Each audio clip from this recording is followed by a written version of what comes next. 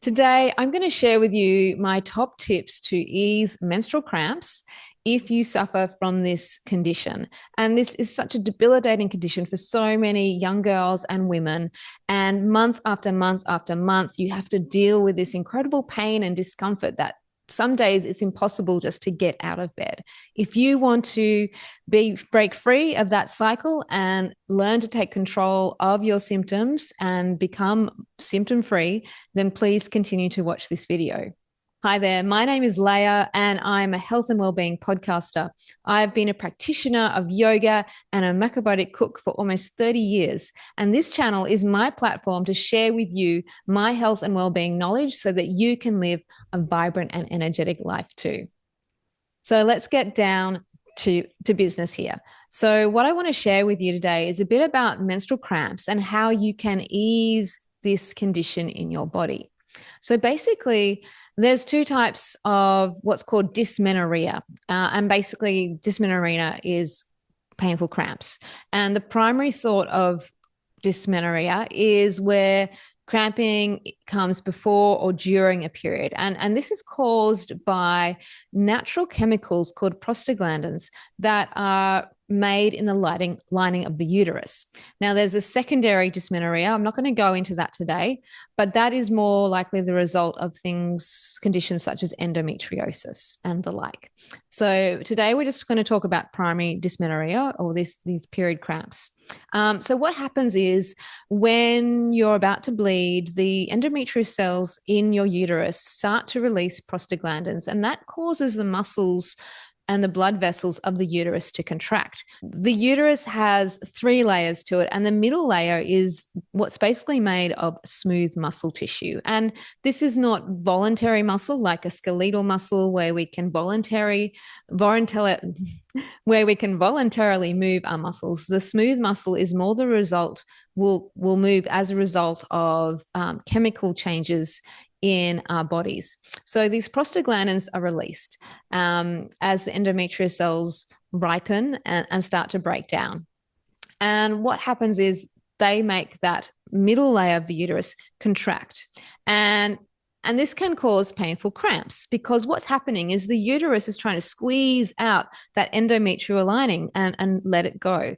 And of course, cramping, it feels like cramps because the muscle is squeezing so tightly and it can be quite painful.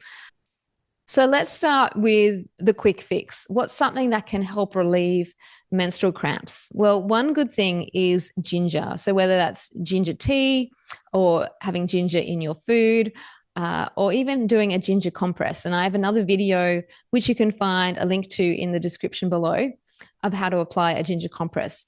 And ginger has great anti-inflammatory properties and will help suppress some of the prostaglandin that is being released into the body and reduce the severity of those cramps. A ginger compress is an application of warm or quite hot ginger water applied to the belly or to the lower back, which can also help bring blood flow into that area and move some of those prostaglandins out and reduce the severity of cramping as well. So ginger, and even taking it as well, can, as in like ginger tea, is really beneficial. Another thing to consider is to look at your diet. A lot of people like to eat what they like to eat, and you might have cravings to eat certain foods, especially in that week or so leading up to your period. Now, it's important to know that what we eat affects how we feel, and it also is going to affect the inner workings of your body. So making sure you're eating a reasonably clean whole foods diet is really important if you want to reduce those symptoms. Now, you might think you eat really well already, and that's great, and you still have really severe symptoms. So it's a matter of tweaking what you're eating, looking at that in a little bit more detail. And I'm happy to work with people like yourself if you want to go into that and tweak how you're eating so you can reduce the severity of your cramping using diet as a therapy process. But ideally, we want to try and leave out those really high ultra processed foods, fatty foods that are cooked in refined vegetable oils, refined foods such as white bread, refined cereals and pastries and things like that, and cutting down on the amount of animal products perhaps that you might be eating, especially if they're from questionable sources.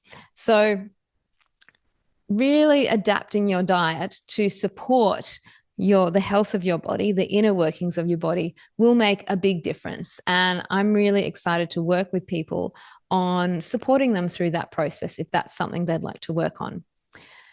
The second thing you can do is use what's called acupressure points and press on different acupressure points to help release some of the tension and stress that your body is holding onto that are causing some of the cramping, and will also reduce the stress associated with this condition. Now, there's about 3 to 6 different acupressure points, and I'm going to make a video to share what they are with you.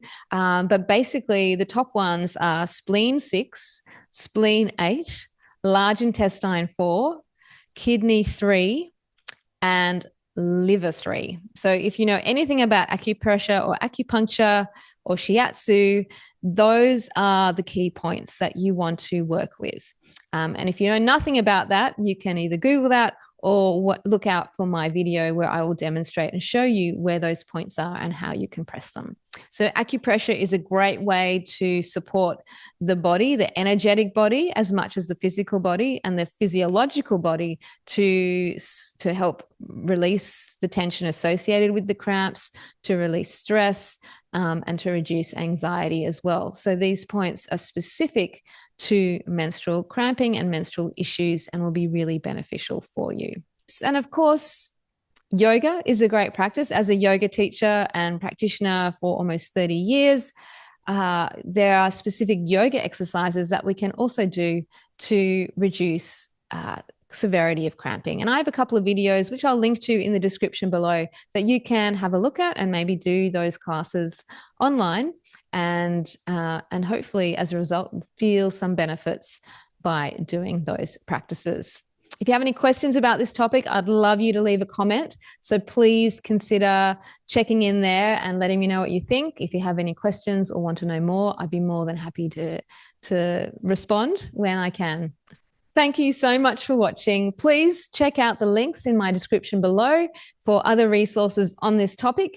If you'd like to work together, feel free to book in a discovery session using my calendar link, and we can have a chat and see if there's some alignment there too.